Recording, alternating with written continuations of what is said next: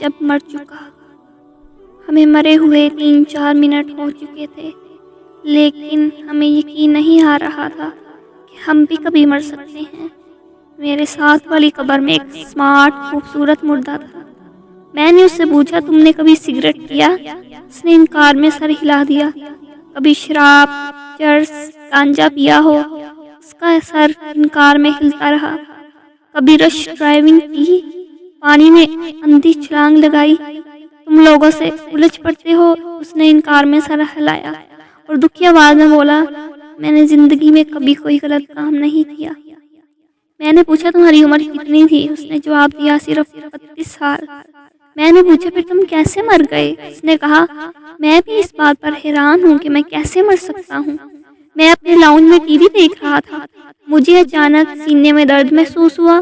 میں نے چائے کا کپ میز پر رکھا، دوہرا ہوا اور اس کے بعد سیدھا نہیں ہو سکا۔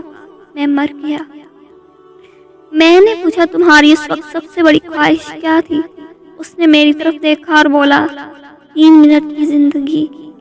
میں صرف 3 منٹ کے لیے واپس جانا چاہتا ہوں۔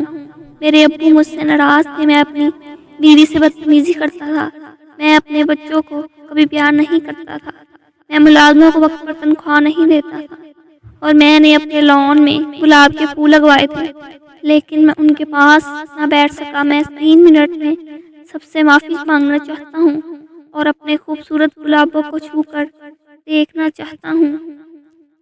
اگلی قبر میں سے ایگزیکٹو قسم کا سیریس مردہ تھا۔ اس کے چہرے پر کامیاب بزنس مین کا اعتماد تھا۔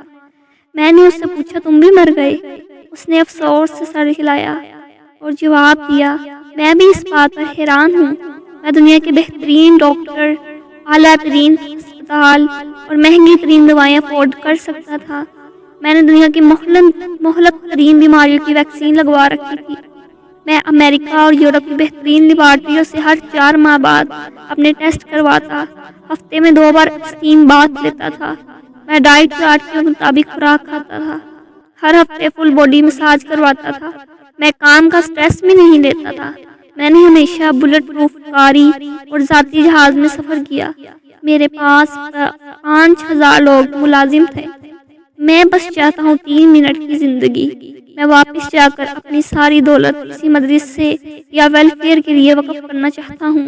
میں اس سے بڑا اسلامک ادارہ بنانے کا حکم دوں گا اور پھر واپس آ جاؤں گا۔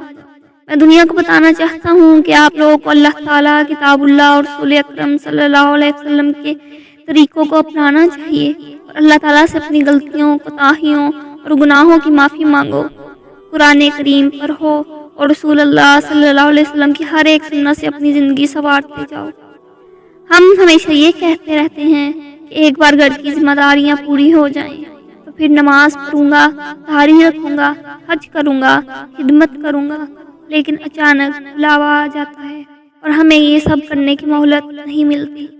اس لیے عقل مندی کا تقاضا یہی ہے کہ موت کو کثرت سے یاد کیا جائے اور دنیا میں رہ کر موت اور اس کے بعد کی تیاری کی جائے۔